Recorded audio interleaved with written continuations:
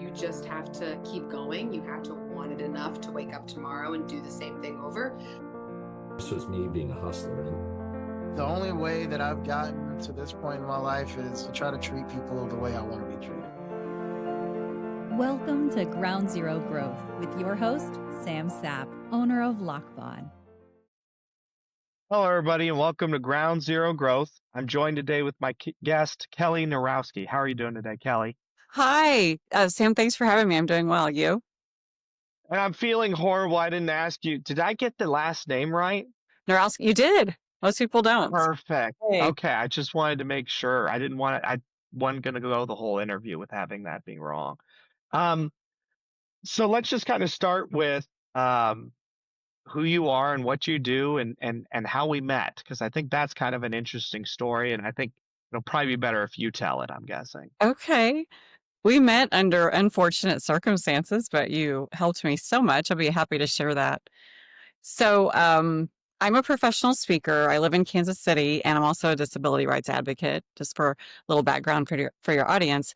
I have a bit of a social media presence, not a big influencer or anything like that, but my business, because of my business in speaking, I am on several social media platforms, and I have a personal Facebook page, which I'm active on, and I was on Facebook more than anything else, and I had around 2,600 Facebook friends. And then I had a professional page for my speaking, which was tied to the personal page. And it had close to 3,000 followers, but they were actually different than the Facebook friends because of a viral reel that I had that had a few million views by chance. And the reason that's relevant is because how you helped me deal with all of this, or what a loss it was, I should say. Basically, one day I started getting all these texts, people wanting to buy cars.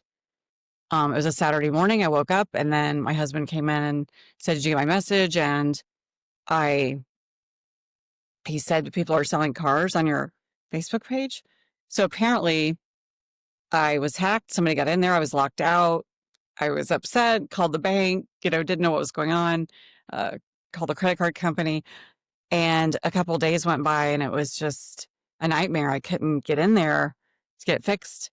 Facebook wouldn't answer me, tried absolutely everything that ChatGPT told me to do, that my techie friends told me to do. And then my real estate agent said that you were great. You'd helped a friend of hers and gave me your name and number. And she raved about you.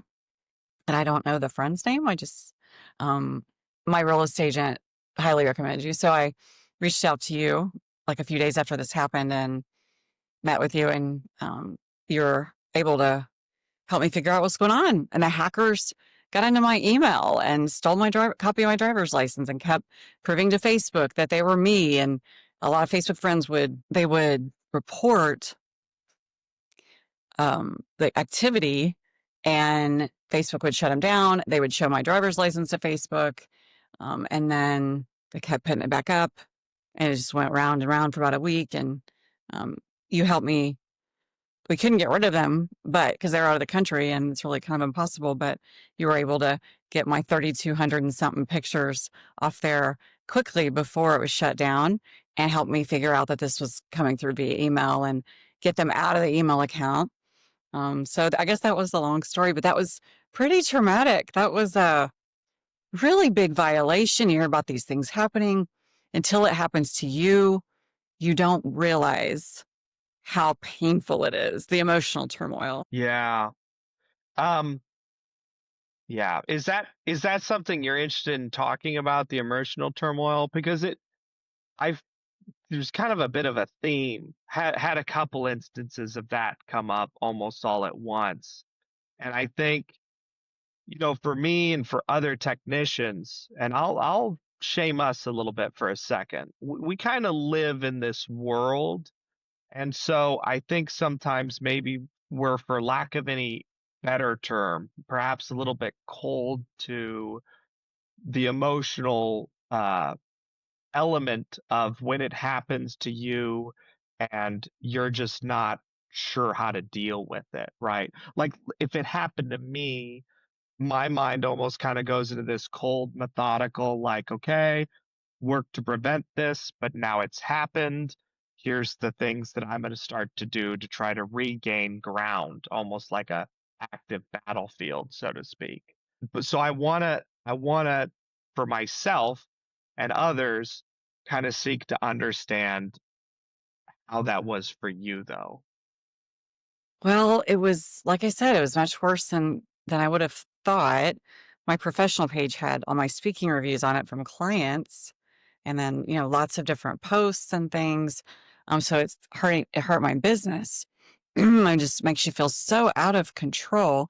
I thought you were very kind. You stayed with me when I was very upset, and we stayed with me, an extra half hour at least while we tried to work this out. And you acted part cybersecurity helper and part counselor a little bit. So just trying to get me through the moment. But that was, I remember making a comment to you. I mean, once I found out earlier this year they had breast cancer, I remember saying, since it was early stage, and it's very curable, early stages, I said that this felt worse than breast cancer because I knew there was to do something about it. Um, we couldn't solve this, and I lost all those followers, and they then they were trying to get into my Instagram and all that. But anyway, it was just really painful, and I was crying a lot for over a week. So I thought you were very kind and empathetic, and I can see what you're saying though, how the people in your business would be a little desensitized to these bad actors and their behavior. Yeah, and I wish I had yeah, I wish I had a better term for it, because I mean we're definitely aware of the fact that we're in and helping protect people's livelihoods for sure. And I do try to leave emotional space too, but it's just, I think part of a protective element, so to speak, is that well, anyway, this is, enough about me. Let's sort of, so what are you doing currently, Kelly? So you said, you're a professional speaker and you had the page. Can you tell me about what it is you're speaking on and the advocacy that you're doing? Certainly. So I give speeches about various topics. I heard on a podcast one time, I think it was Rich Roll's guest that said, make your mess your message.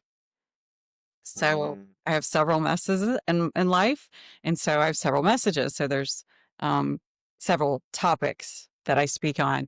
Sometimes I'm asked to come in and do injury prevention, like at high schools and colleges. So brain and spinal cord injury prevention, talk about seatbelts and driving when you're too tired, and topics like that. And then tell my personal story because at the age of 25, I lost my ability to walk in a car crash as a result of a couple split-second decisions that had enormous life-changing consequences. And I had very severe lung damage and ended up paralyzed from the lower chest down for life. So I feel that my story is a cautionary tale for young people, and we know they feel invincible at that age, and also, their prefrontal cortex isn't fully developed till around the age of 25, so they don't wanna have what it takes neurobiologically yet to make the best decision. So that's one topic that I have probably spoke about the most. Certainly in the beginning, that's what I spoke about all the time. And then I also do, after, I received a master's degree in disability studies, and I got a master's in psychology. I switched and started adding disability awareness presentations, like at conferences, where I talk about things like ableism and stigma and different types of disabilities and my experience as someone with a disability, just dealing with strangers. That becomes comedy hour. But um, and so disability law and policy, so like the ADA and the Air Carrier Access Act, and um, we have a plethora of disability rights laws in the United States. So I can do a presentation on that. And once in a while, I do accessible travel because after my spinal cord injury, I was a travel agent for 9 years. And then my husband got stationed in Germany. He's in the army, and he was in the army. And so it was easy to get to a lot of places because those countries are small, and where we were stationed was pretty much right smack in the middle of Europe. So I had this goal of getting to 50 countries by age 50, and I'm a wheelchair user. So, I mean, I went to 50 countries as a wheelchair user, and with the travel agent experience, plus I've been to 49 states. A lot of that was work related, speaking and moving around with the Army. But with all that travel and planning, I'm able to speak on accessible travel and how the laws apply to the different travel and tourism sectors. That's cool. That's very exciting, Kelly. Man, that's a lot. That is so exciting. 50 countries, and you did it.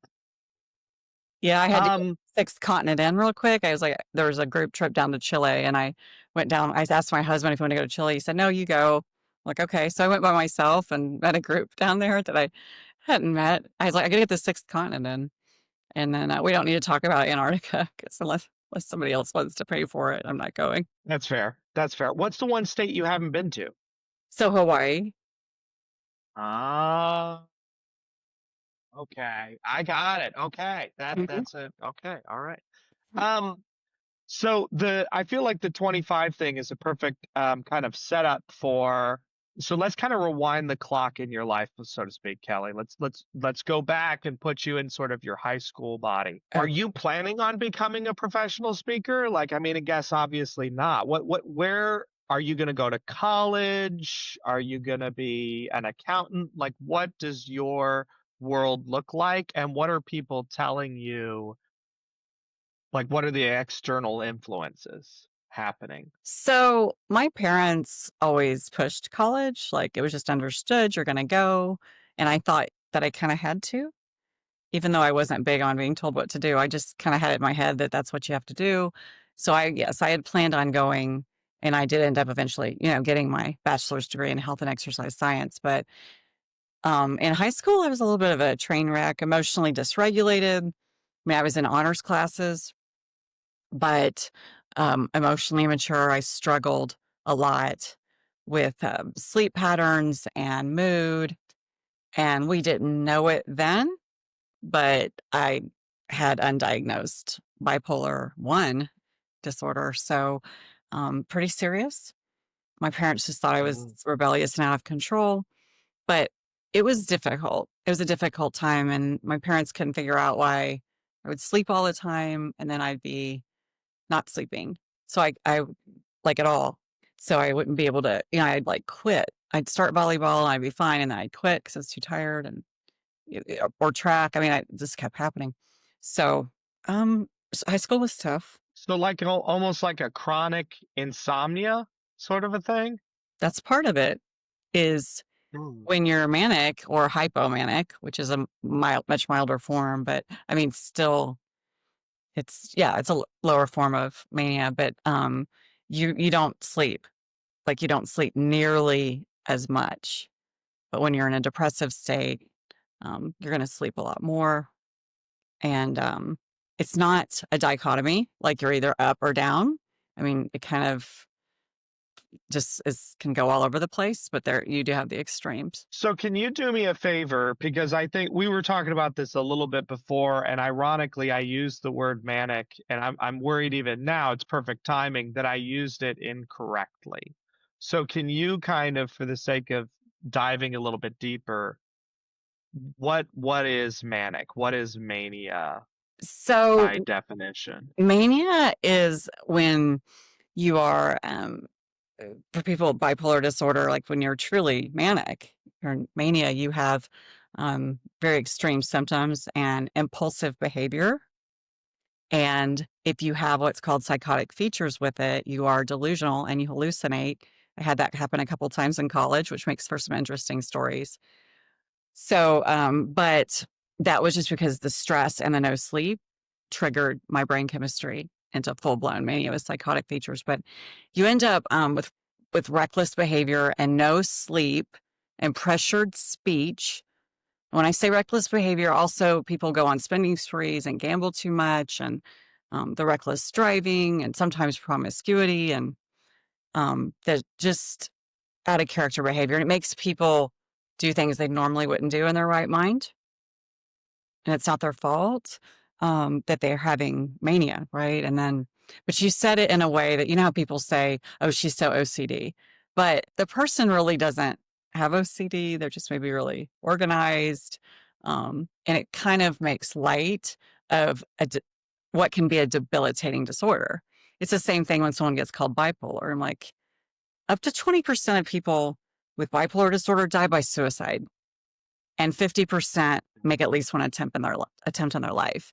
And if you look at the general population, it's way, way less than 1% that die by suicide. So it's very serious. So when someone calls someone bipolar, I frown upon that a little bit because it's debilitating. I can tell you right now, if I had a choice, if someone said you can get rid of the bipolar disorder or the spinal cord injury, meaning you can't walk, I would, without thinking about it, get rid of the bipolar disorder. That's how disabling it can be. So I went all over the place. I'm sorry. You only asked about mania. No, no, thank you. So, I mean, that is, um, so let's talk about bipolar. Let's talk about this, and let's talk about you mentioned, oh man, I wish I could remember the word in this moment, but I think you mentioned a sort of schizophrenic component to bipolar that can cause for hallucinations. Oh, I don't, psychotic. so Psychotic. psychotic. Mm-hmm. Okay, thank you. I knew I used the wrong word.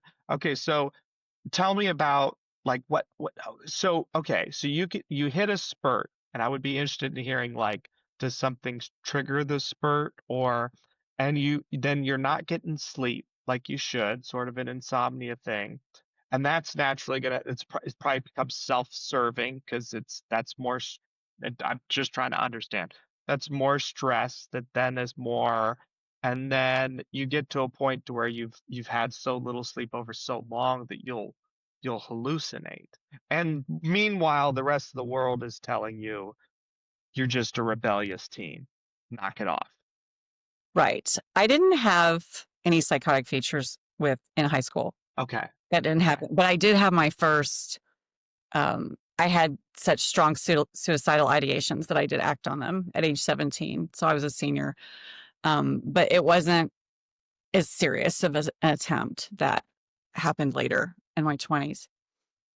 But the mania with psychotic features, like, I don't like to use the word crazy because it stigmatizes people that have mental health disabilities that, they can't help it.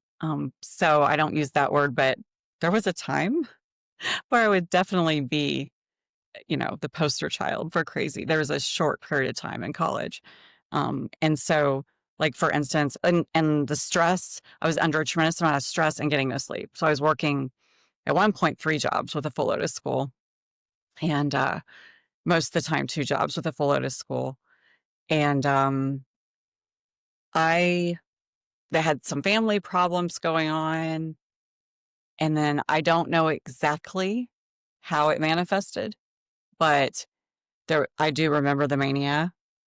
And I think it went on for a couple weeks at least, where I wasn't in reality. I remember being at the gas station in St. Joe, Missouri, where I'm from, and thinking that people were leaving because I was there. I was paranoid.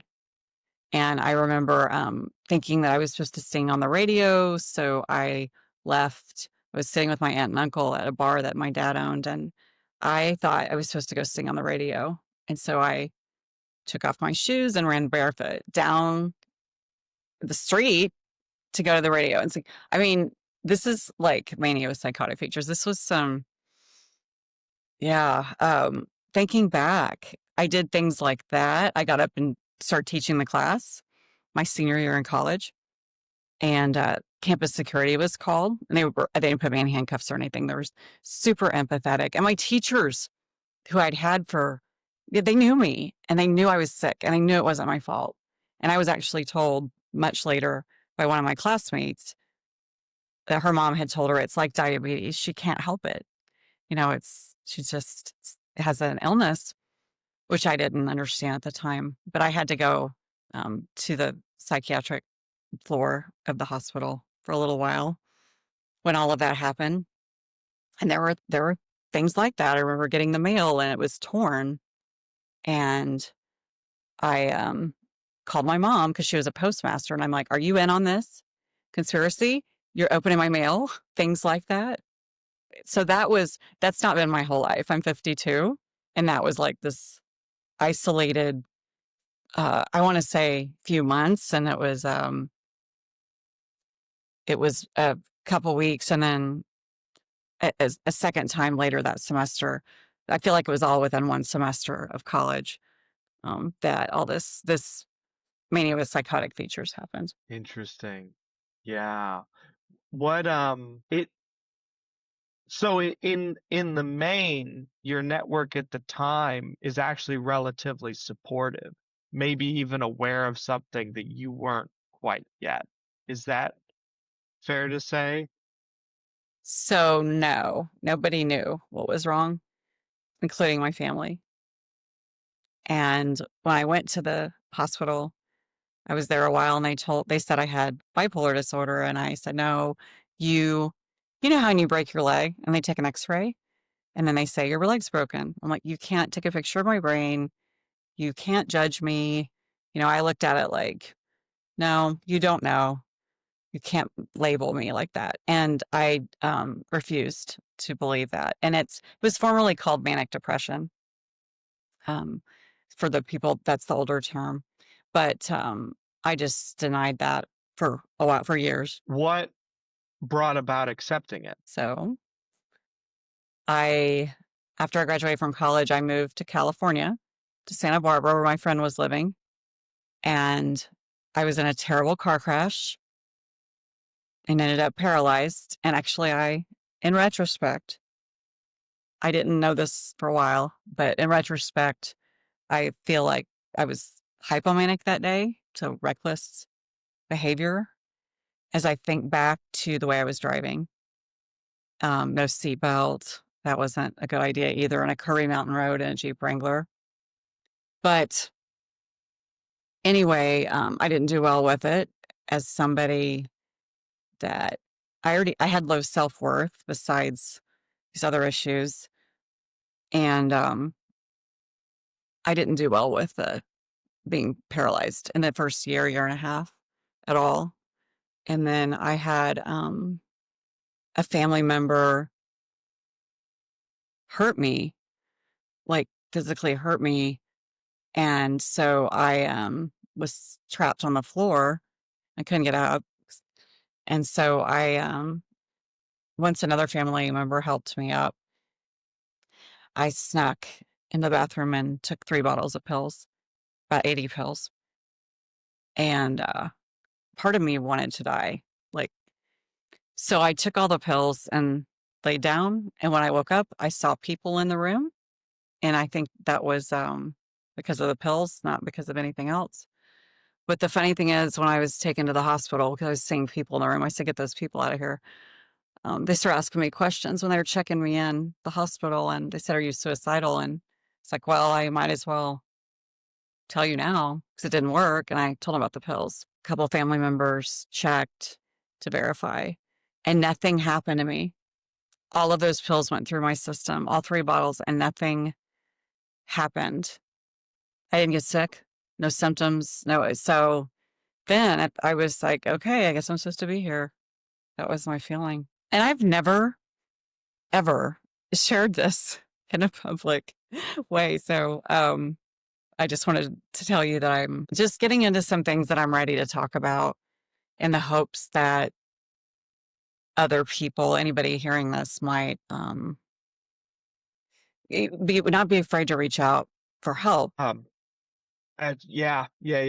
I'm so for anybody listening and not watching, I'm bawling my eyes out because I'm appreciative of you sharing on another level, because this is something people struggle with, and it's not something we talk about, but we need to.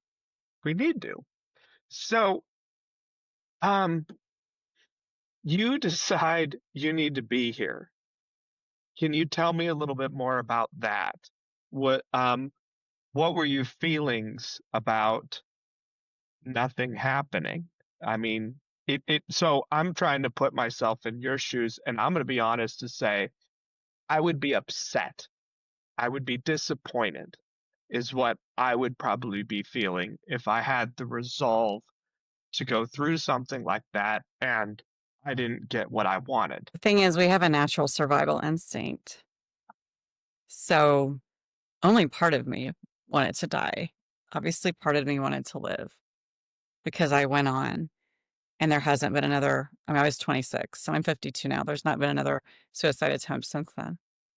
So It's beautiful. I was just felt like I was supposed to be here. Like and I believed in a higher power, but I was raised Catholic, but I would not have considered myself a religious person at all at the time. But I just still felt like I was supposed to be here. And I didn't think a whole lot about it. It was just like, okay, fine. But I spent a month in the hospital, the psychiatric hospital, and they put me on some pills. And um, I've never had, I've definitely had mood swings and a midlife crisis, but nothing like that to that level since then. Well, and I did want to ask, but I didn't want to betray your feelings if you felt like it might have been a bit of a miracle, so to speak, I that think that nothing did happen. I think there's a significant possibility. Yes. Um, so I want to hear about the hospital. Was that an integral part of you understanding what it is you're going through? Yes. Yes, that was the point because that's what you asked me about is when I accepted it, and I forgot to Yeah. mention that. So when I was in the hospital, my stepmom at the time brought me a book, and I don't remember what it was called, but it was by Patty Duke. She had bipolar disorder, and I read her experiences, and I was like, "Oh my gosh, I have this." And that's when I knew, yeah, when I was 26. After that, I figured out, and from then on, I didn't talk about it, because of stigma, but then I knew, I could admit that I had it. I could admit it to myself. I didn't talk to other people about it, except close friends knew, of course, and close family members. But it was that book, and that I accepted it. And as far as in the hospital, I met a lot of interesting people. I met a guy that had schizophrenia, and he spoke 5 languages. He was brilliant. Couldn't help it. I mean, I remember meeting a lot of people in there, and the psychiatrist I had, I was newly paralyzed. So I've been paralyzed 9 months or so. And then I had this I was dealing with, and I lost everything because I was a restaurant server in Santa Barbara. And I couldn't go back to my place there. I was up steps. And I asked the psychiatrist, I was laying in bed and he was talking to me. And I said, I mean, people were complaining because I didn't have to go to the group. Like I would skip group in the mornings. And I asked him, if you were all of a sudden poor, you had nothing and paralyzed from the chest down, wouldn't you want to die? And he said, yes. And he didn't make me go to group in the mornings. He knew I wanted to sleep. He let me sleep in, and everyone else was aggravated that Kelly had this special treatment. But I just remember little things like that. I have this burning question and I figured out how to ask it. And we don't have to talk about it any more than you want to, but why would anybody hurt you?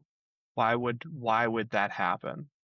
And I don't know why I'm asking it like that, because the question might be, how did they hurt you? But that's not as important to me So as why. when you're paralyzed, you don't have a spinal cord injury, you don't have bowel and bladder control. And that's actually probably, most people would say that's the hardest thing about it, is getting on that schedule and figuring your body out. But in the beginning, you don't know it. So you have accidents, you haven't figured it out. And I eventually got a surgery so I don't have, I mean, I did a couple of years later, I had no accidents. But you don't have that, your central nervous system, the message can't get from your bladder or your bowels to say it's time to go. So it's all on the schedule. Anyway, my bladder was really small and spastic. And so even if I catheterized, that's what it's called, that's what you do, it leaked. My bladder leaked, and I had a peed the bed or whatever. I don't know how to say it in a classy way. Um, and the family member was angry with me for doing that. And um, so, yeah, like was physical and pulled my wheelchair backwards and I fell out of it. And then another family member came in and told me I was being irrational and, did something I can't even speak about on a podcast. It would be too upsetting to you too. But I would just say, I don't know, like a anger, unresolved issue. I don't know, personality disorder. I don't really know what that family member's problem was with, I think maybe unresolved issues of their own. So, yeah, thank you for sharing, Kelly. I need to take a moment, Okay. and thank you. So you're in the hospital. You're taking all that into a ward, and you have a psychiatrist that it sounds like is the helpful because they're sympathetic to the difficulty. And you said newly paralyzed.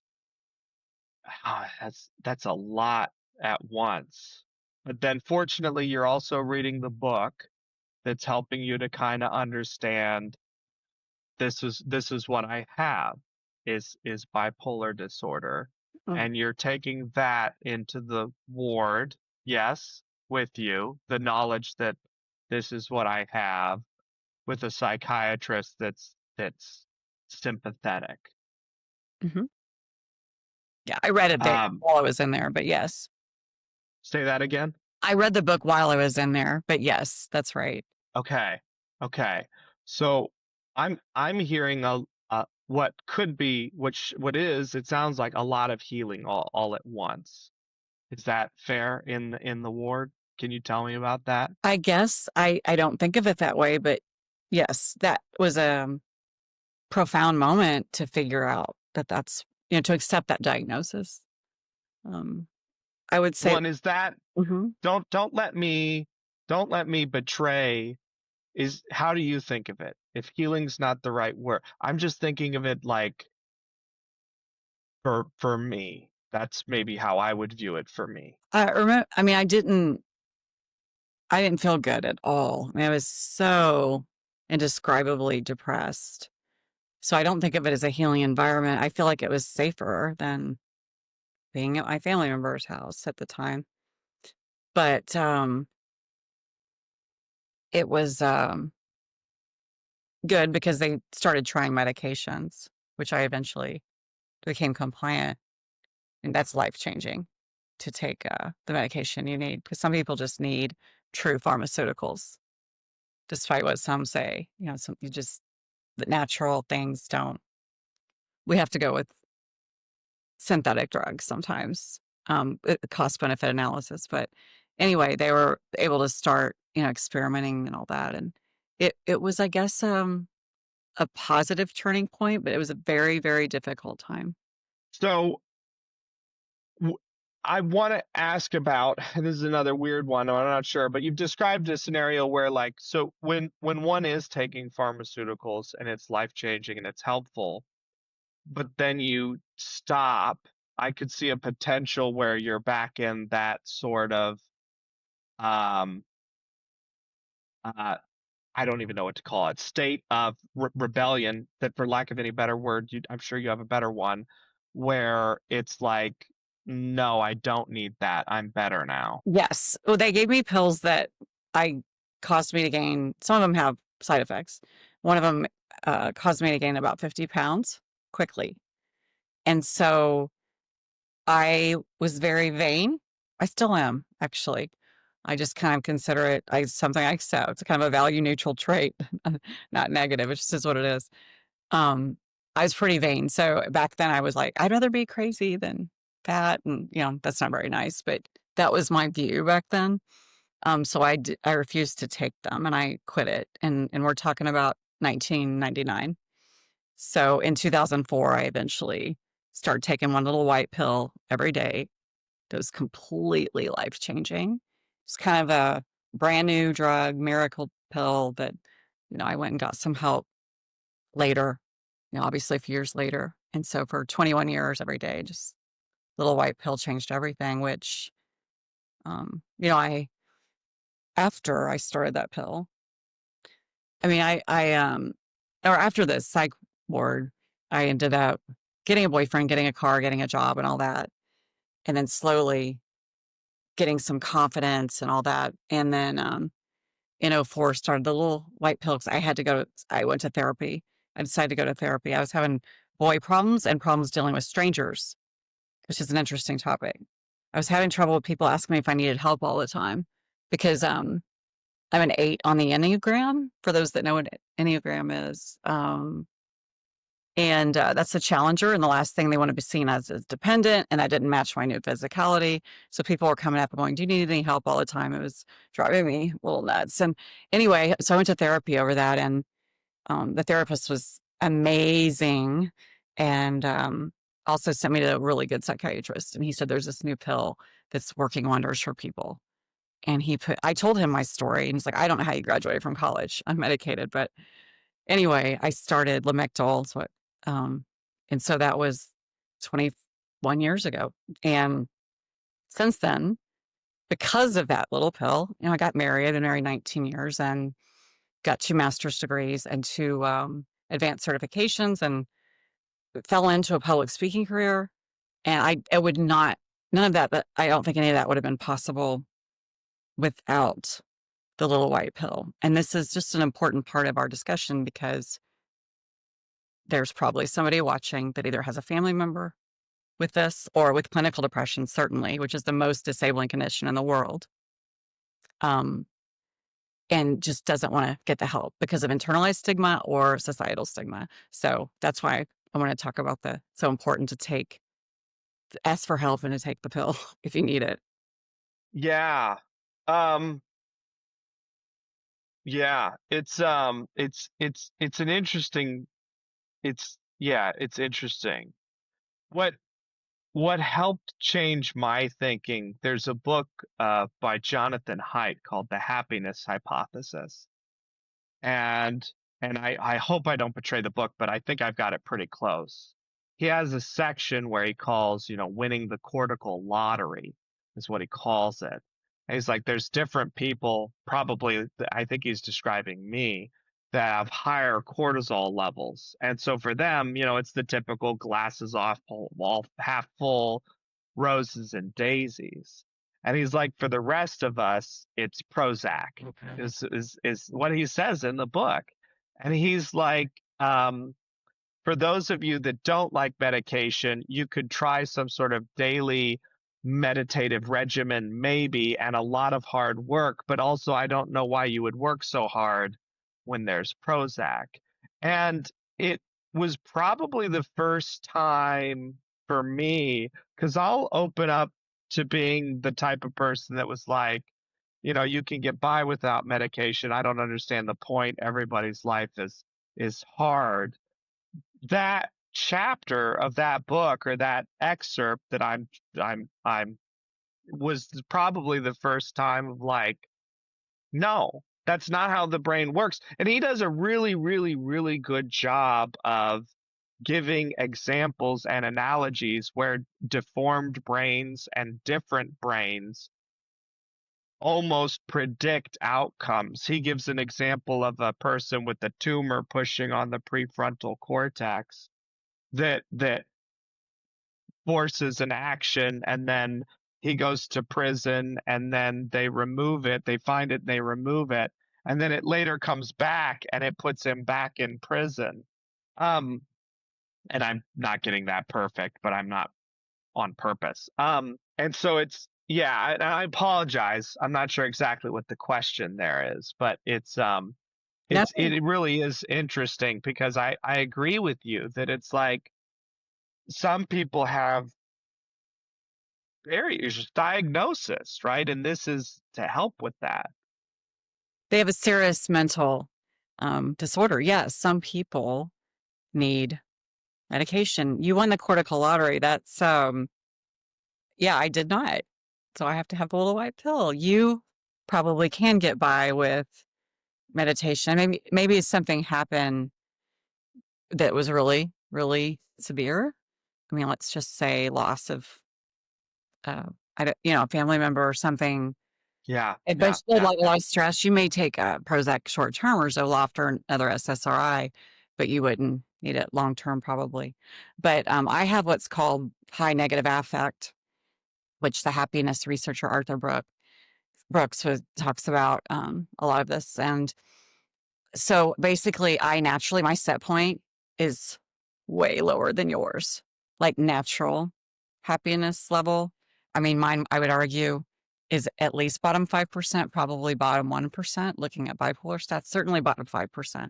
So that's why I was telling my brother last night at dinner, like he was in town from Florida, and I was like, that's why I've always chased highs, whether it's, you know, um, skydiving or, just, I've always just it's taken a lot to excite me to move, get my mood up. yeah, yeah, yeah, yeah, yeah. So I wrote down the book because I'm curious, but yes, I know exactly what you mean. We have theoretically a set point, which is 40 to 60% or so of your happiness, and then everything else is kind of external things like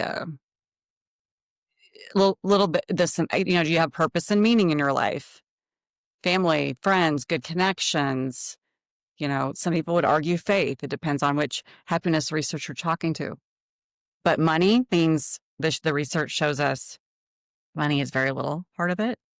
It's not nearly as big as we would think as Americans. Mhm. After your basic needs are met, it kind of just goes. Diminishing returns. Yeah. Yeah, yeah, yeah, yeah, yeah. Yeah. It, I had this,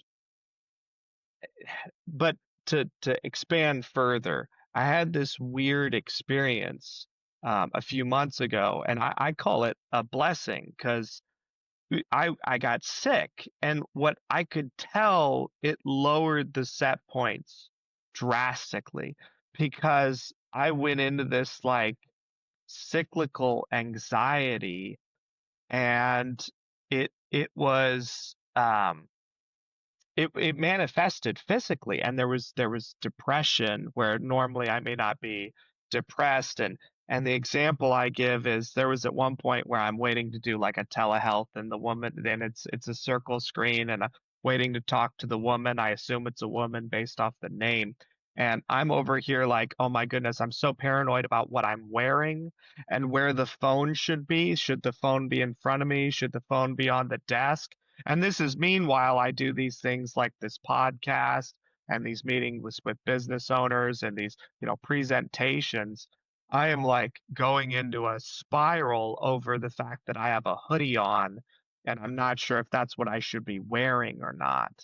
Um, and it really was a blessing in disguise because it opened up a world for me to see what it might be like on the other side. Mhm. People in the psychology space will now correct you. What used to be called the body-brain connection, they say, no, it's all one. Mental health is not separate from physical health. It's all one. They don't even look at it as a connection anymore. So yes, that's just adding a caveat to what you're saying. So I'm not expecting you to know the answer to this, but it is a shared question. I feel like it's the one we have to get into. How do we as a society put ourselves in other people's shoes when we're literally incapable of that? Like I had this experience of some wild ailment that ruined my set points. And at the time it was very, very difficult, but I am sincerely pleased because I remember coming out of it and talking to friends and being like, dude, is this what you've been talking about? Because I'm there. Like, and I have, uh, I feel for you. So you feel for people with mental health struggles now with generalized anxiety disorder, maybe, or clinical depression. Is that what you're saying because of what happened to you? When I had felt for him in general anyway, but I think it was the first time that I really felt like I got to live in their body for about it lasted a week or two. Um, and it was significant. I mean, I didn't know if I was going to come out of it. And there was a part of it that was psychosomatic. There was a recurring fever at night that was very detrimental. And anyway, it's a long thing, and I don't need to get into all of it. But the point was, it gave me an opportunity to experience perhaps a piece of what people with mental disorders like what you're describing are going through, like what you might be going through. For for those that haven't had that experience, Well, I'm how glad you're okay. do we That was temporary, but well, right, but how do we get in those shoes? How do we understand in a way that we can all we can help each it's other? I feel like it's part of maturity. The more things we go through, maybe most people become more empathetic. I know the last 3 years I've become way, way, way, way less judgmental of others. You don't know someone's journey, their experiences, their upbringing, their wiring, their brain chemistry. You don't know. And so you can't say what you would do in a particular situation. Um, and so I'm not judgmental about hardly anything. It'd have to be just super malicious behavior that's just unspeakable for me to really be judgmental about it, what you're talking about. But that came with a lot of trauma. And well, you were sick, so you went through something hard, and that's when you developed empathy. The same way, I guess, when I sustained the spinal cord injury and I became paralyzed, and I had kind of an aha moment in ICU. I was laying in bed, and I was in ICU for a month. I don't remember exactly when this was, but it was definitely an aha moment. And I was laying there, and I remember thinking, "Oh, they're the same as me." And when I say they, I mean uh, people that use wheelchairs for mobility, because I had thought of them as inherently different than me in some way. And since I was now, I hadn't seen a wheelchair yet. I just heard I was going to be using one to get around. But it hit me like, oh, they're the same, because I became one of them in a split second, right? So what happened is I went into ICU. Well, I guess the day that my body flew into the back seat of the Jeep and I broke my spinal cord. I guess that's for the moment, technically. But I switched from having all this social currency to having this very, consider a severe disability. And I didn't know what discrimination was at all. I didn't know what it was like to be patronized or pitied or talked down to, or, you know, in any at all. I mean, had no idea. And so that forced me to develop empathy for historically marginalized, stigmatized groups, for sure. And I'm just sharing, like, how do we all I'm kind of thinking out loud, because I think that maybe you, in some way, one way that you develop empathy for others is going through hard stuff yourself. Well, and do you think a part of it too might be in the question, do you think it's possible as a society we unnecessarily demonize mind altering substances, not just prescription drugs, but even non-prescriptions? And I really need to be careful in saying that, because I'm not proposing some sort of free for all. I'm more saying that, is it possible that if we were more open to that notion in general, people would be more open to experimenting with things that might give them a glimpse into how other people think? I don't think I understand the question. Um, Sorry, but okay. No, no, no. And I'm trying to think how to reframe it. for people to go through a certain type of experience in order to develop empathy for others, but I don't know exactly what experience you mean. Well, let me ask it like this. Is it safe to say you didn't, I mean, this was the point you were making. One little white drug taken daily, medication prescribed. You didn't know that world until that point. Is that safe to say? Maybe you fantasized about it, but you had no clue what it looked like to live it. I think that I knew what it was like to be mentally ill before then because I was in the psych hospital. I had to go for a few days, then I had to go for a month. And then in college, I told you I got up and Yes, part yes, yes. so people knew. But you, People knew. but you didn't. Hmm. I'm sorry. The question is, you didn't know. Did you know what it? And maybe you did, because I don't. Did you know what it meant to feel well, to not feel like that? Oh, yes. Yes. Okay. When I was a little girl, I felt fine. And then from time to time, I didn't really understand because bipolar was my normal. That's every day, day in, day out. So I don't know, but there were times where I was very functional. I got up every day and went to school and hung out with my friends and did things. But I mean, there were times where you just get through it. I don't know, really no such thing as normal, but No, I agree. I apologize. So to get back to the root of the question, and it's an interesting question. We can move past it, I guess.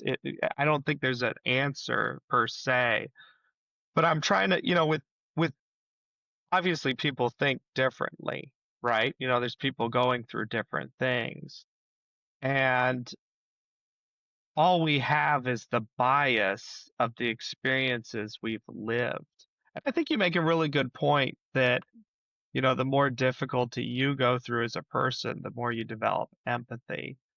But I'm also over here trying to, maybe it's the eternal optimist. I'm trying to what's a world where people that haven't been through as much difficulty and hopefully won't can still develop a degree of empathy. I think it starts with the basics. Like, is it important to a person to try their best every day to be a good person, right? And part of being a good person is having love for others, and part of having love for others is having acceptance and empathy.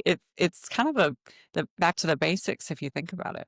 So, okay, jumping ahead in your journey a little bit, um, so how do we get from, oh man, though, it reminds me of another question. So you mentioned an interesting thing. You came out of the hospital. You said you were, and I might have my timeline off, but if I recall, you said you then started a regular cadence of medication and you got your confidence back. I didn't I start. want to, I didn't take medication until 2004. So from 1999 to okay, '04, I just lived life unmedicated. okay. And the season of you getting your confidence back, was that after that? Well, I was a lot more accomplished and clear Okay. and all Yes. more accomplished after I started taking the pill Yes. and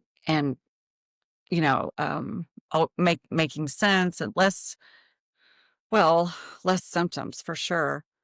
Before that, I got confidence from, my therapist in my early 30s, so we're talking the year early 2000s, had me read The Six Pillars of Self-Esteem by Nathaniel Branden.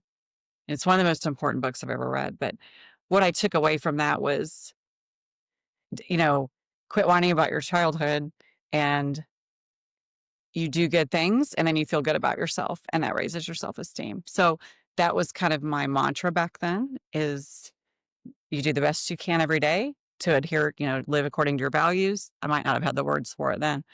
Um, Adhere to your values and you end up doing well and have it. Yeah, that's what kind of gave me the confidence. Going back to work without moving or feeling two-thirds of your body, going back to work full time and all that, and driving again and getting back, that gave me confidence, is just doing those things. It was really important to be independent. So getting the independence back. So you mentioned having difficulty with strangers, Hmm. and you're a public speaker. Yeah. So let's talk about that journey. That's a 5-hour conversation. So it's fascinating, the things people assume. People make a lot of assumptions about you when you have a visible and moderate to severe disability, people make assumptions, about your abilities, about your sexuality, about your socioeconomic status, all kinds of things. Um, People assume people make all sorts of assumptions, but um, they'll just make comments. What they do, a lot of people not everybody, especially young people, they don't do it as much. They're so accepting of human variation, Gen Z, that younger people, you don't see it as much, but they tend to make wheelchair user my master status. They make it relevant. And so if it's somebody that doesn't know me at all, it's going to be, yeah, that's my master status before person, woman, wife, army wife, volunteer, public speaker, friend, sister, all the other things that I am. So they'll have to comment on it. It's the other day I was going to get my nails done and I was getting out of the car and I saw a guy that was like 100. I mean, he wasn't 100, but he's, 85, 90. I don't know. He was very old. I could tell. He was standing close to my car and I'm like, oh no, just get ready. So I was in rural Kansas. Get ready. It's coming. Be nice. Be nice. Getting a comment. Getting a comment, about either the wheelchair or the disability. And I was right. Because I can usually call it. And he goes, you need a motor for that thing. I knew that he couldn't just say, gosh, it's hot out. Because it was 1,000 degrees. If why can't we just say, talk about something else? But I knew he was going to have to talk about it. And he did. I was right. And I just said, have a good afternoon, sir. I just didn't really engage, kind of ignored that. And then, in the bathroom at a restaurant in my hometown not long ago is another example. I was going in the stall and somebody's like, do you need any help? I turned around. I said, I'm just going to pretend like you didn't ask me that. But another bathroom in my hometown restaurant not long ago, this woman goes, the stranger just comes up to me and goes, my husband's in a wheelchair. I said, well, my husband can walk.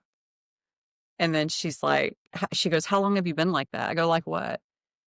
She said, disabled. And I said, I'm not legally disabled. The Social Security Administration defines it as not able to work. And I work. And they would laugh at me if I applied for disability check. I was just kind of jacking with her. Because under the Americans with Disabilities Act, I do have a disability and then societal's definition, right? But I was just kind of jacking with her. That sort of stuff goes on day in and day out and has for Saturday was 27 years. So some of it, people say, well, they don't mean anything by it. It depends on the comment. It still comes from a deep-seated place of a feeling of superiority a lot of the time, or from a preconceived notion, or from pity. Doesn't usually come from a wonderful place. Even altruism, we can argue, that's an interesting discussion. Altruism, I believe, you could argue it's selfish. You're trying to make yourself feel good. And people love to use me as an object to do so. Oh, wheelchair user, there's my chance to do a good deed for the day. But I mean, that's more complicated conversation, that part, but it just depends. It gets a little old, not blending into a crowd and always has to be relevant and always have to, you would think that not being able to go anywhere with stairs would be the big deal, or not hiking anymore is the big deal, or having to have a bathroom schedule is the big deal. Dealing with strangers and that kind of stuff, ableism, that stuff is actually harder for me. So, all right, I've got a couple now, and these come from a selfish place that hopefully help me. So does it bug you when people offer help? Unsolicited offers of assistance, I never got those before my spinal cord injury. If somebody able-bodied asks me if I need help, I mean, I'm so used to it. I just say no, thank you, and I handle it better than I did in the beginning. I used to go, yeah, I need some money. I would just smile and go, yeah, I need some money. Because I'm not going to be out in public putting my wheelchair together and, living life.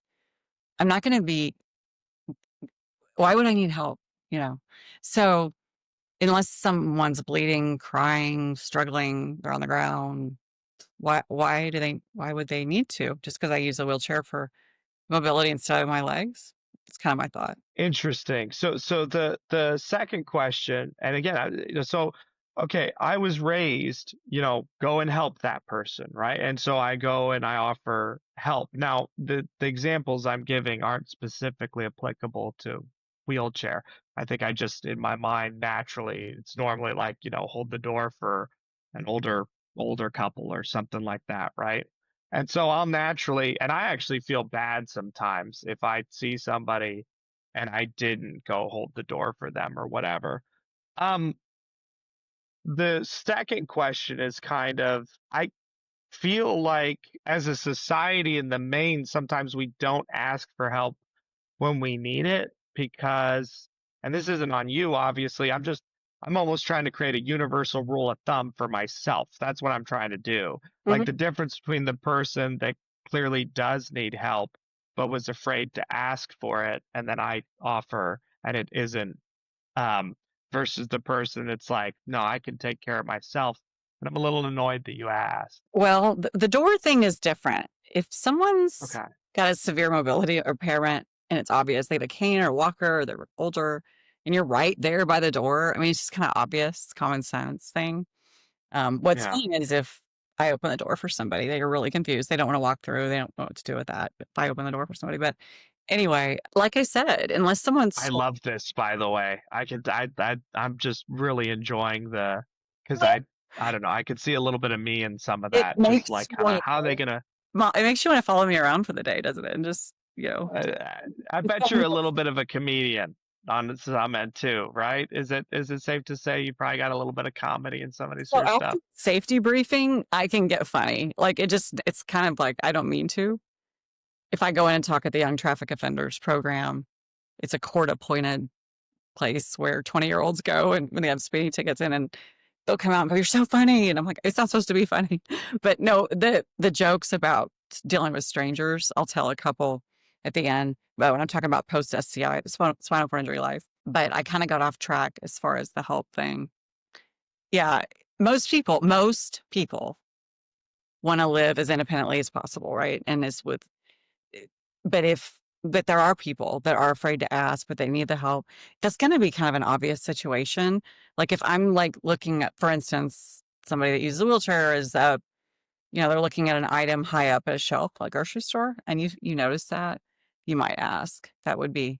But if they're just Mm. sitting there on their cell phone outside, you don't need to go and interrupt their conversation, ask them if they need help, because that's happened to me before, just because I am sitting in a wheelchair. So does that make sense?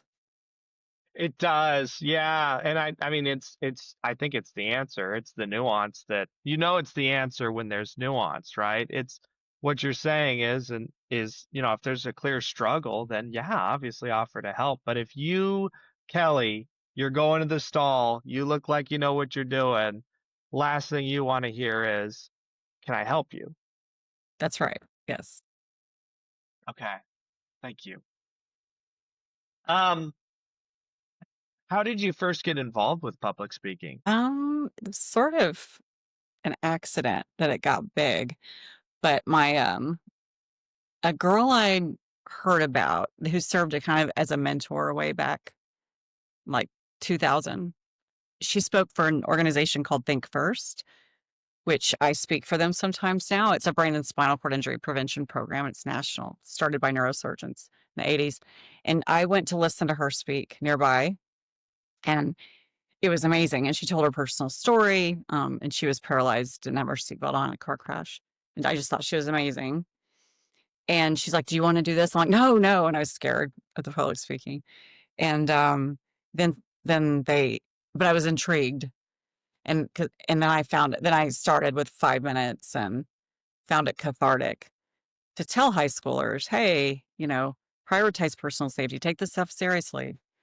If you, because thousands and thousands and thousands of people um, get severe injuries, catastrophic injuries, and acquire severe disabilities as a result of car crashes, right? And then we have, it varies year to year, but around 40,000 people die every year in car crashes. So anyway, I started way back when and did that on the side while I was a travel agent, did that on the side here and there.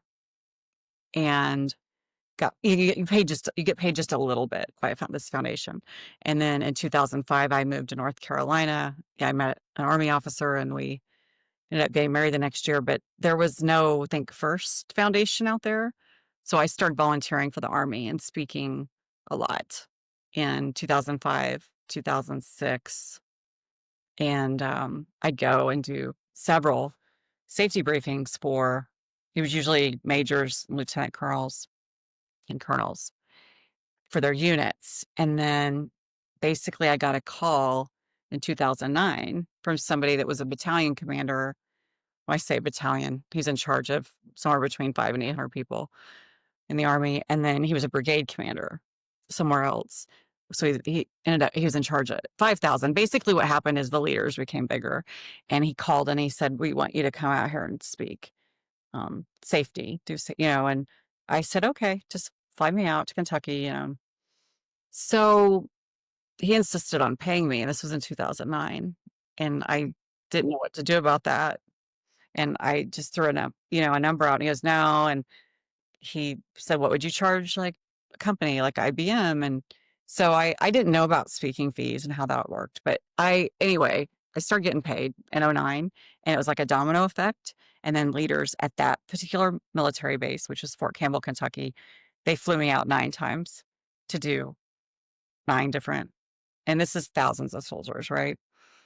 And it just grew and grew and grew. And then, the next year I was speaking at Fort Lee, Virginia, and they said, you're not charging enough. And I said, fine, double it. And then, and then I started, just speaking all over the place. And then it got so big that I had a lot of references and things, and I could just go to people and go, hi, I'd like to go to Alaska and speak. And then they're like, okay. They had me come up and do it, and paid me well to do so. So I just kind of was an accident, and it was amazing. So I left my travel agent job, and then eventually, after the more education, I started diving into the disability awareness world, which is harder to. I want more presentations about the disability element of diversity. I think it's lacking that awareness, that education. But I don't get nearly as many calls to do that, but I get to do it sometimes. So that's kind of what happened. Yeah. Looking back, what do you think of all this? I mean, I know that's a weird question. I don't ask it, haven't really, but it's man, it's a story. It's a ride. And it, like you said, some of the speaking kind of on accident, almost fortuitous, or whatever you want to call it. What do you think about it all? Well, I was very fortunate to be the right place, the right time several times, because my husband was an Army leader. And so I was in these places to meet Army leaders. I mean, the commander of the 82nd Airborne Division in, I don't know, '06 or '07 said, find the girl in the wheelchair, the blonde-headed girl in the wheelchair. I want her to speak at such and such conference. That was what one of his colonels was like tasked to do. And there were 58,000 soldiers on Fort Bragg, not to mention family members, and not to mention government civilians working there. So that was funny. But that sort of thing happened. And then many years later, actually just a few years ago, the general at West Point's like, get her in here. But he was back then, well, actually it was like 2012. I'd already done quite a bit by then, but I'd spoken to his unit, and then he was, in charge of West Point, and he had me come out and then come out again. And so basically, that kind of worked out, that whole do the best you can every day, it all works out, or your chances of it working out are exponentially higher. I don't believe it works out for everybody that does the best they can every day. It's just, what do they say? Luck is when preparation meets opportunity. So I was prepared, and the opportunity was there. It's beautiful. So we have a couple standard questions for wrap up, but before we move into wrap up, is there anything I missed? Oh, I don't think so. We've covered a lot about me. Yeah, such a beautiful story, by the way. Thank you. Thank you. It's got me really thinking about just how I don't know, important maybe it is to reflect once in a while, all of us, not just me, because I don't think about the past this deeply. So I think everybody should look back at their experiences, good and bad, and how it shaped them. It might be good, part of a gratitude practice, which they've shown the research shows to be really good for resiliency. Yeah. Yeah. So the questions are, we have a motto over here that goes, if we have seen further, it's by standing on the shoulders of giants. Who's been a giant in your life, Kelly, that you'd like to pay homage to in this moment? Oh, so can it just be a family member or something like that, or a friend? Does it have to be?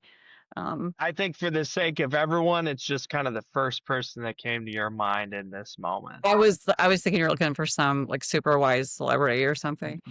No, no, no, no, no, no, no. Just someone that has helped you to where you're at today, that you want to pay respects to in this moment. I would. There's kind of two that come to mind, but my grandmother, my late grandmother, she was like so wonderful, unconditional love. I don't know where I'd be without her. My cousins would say the same thing. Like we totally all won the grandparent lottery. I can't just tell you how good she was and accepting. And through all that bipolar train wreckness, like was around for all of it and just watched me unravel and then watched me get paralyzed and was so loving and accepting despite all of that. And always made me believe that I was smart.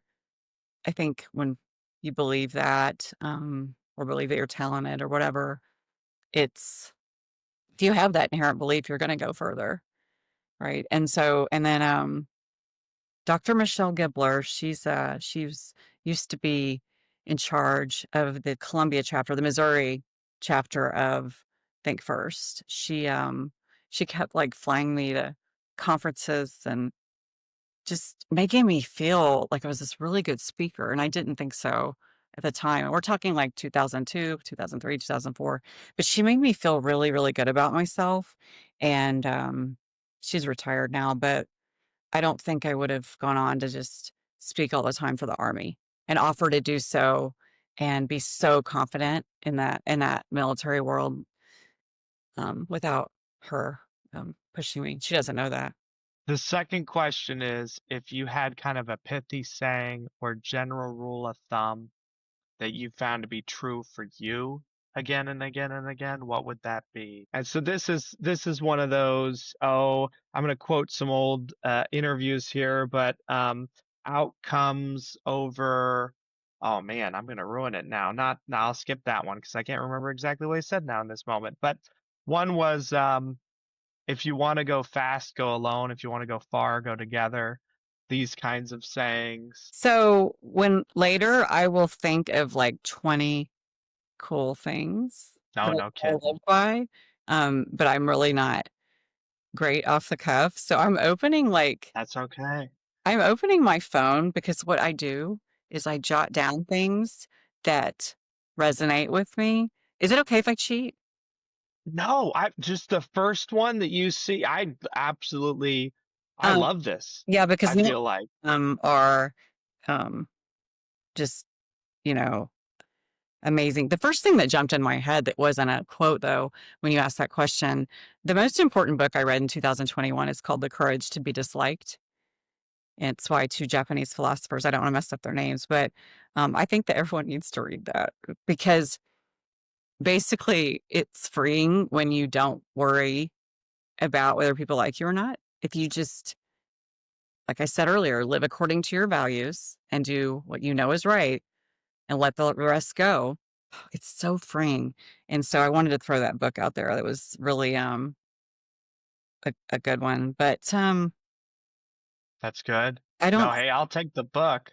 yeah, We'll count the book. see Courage to anything be that's just disliked. um Yeah. I mean it's not in here, but I would say that you hear a lot that the best things in life on the other side of discomfort. I don't know if that's true or not, but I think it's often true. that once you go through adversity, there's growth on the other side if you can just get through it. Um, and just, you know, there's always tomorrow. It'll always get better if you wait it out and just do the best you can. Wow. I think both of those are great. I heard have the courage to be disliked, and the best things in life sometimes are on the other side of discomfort. So thank you, Kelly. Okay. Um, Thank you so much for joining me today and telling your story. Thanks for having me. It was fun. All right. So with that, I'll say goodbye, everybody. Hello, everybody. I wanted to thank you for listening to today's episode. It's such a blessing to be able to interview such fantastic individuals. If you're interested in listening to more, we look to post every Thursday at 10 a.m. You can find us on YouTube, Amazon Music, Spotify, and Apple Podcasts. Thanks so much. Have a blessed day.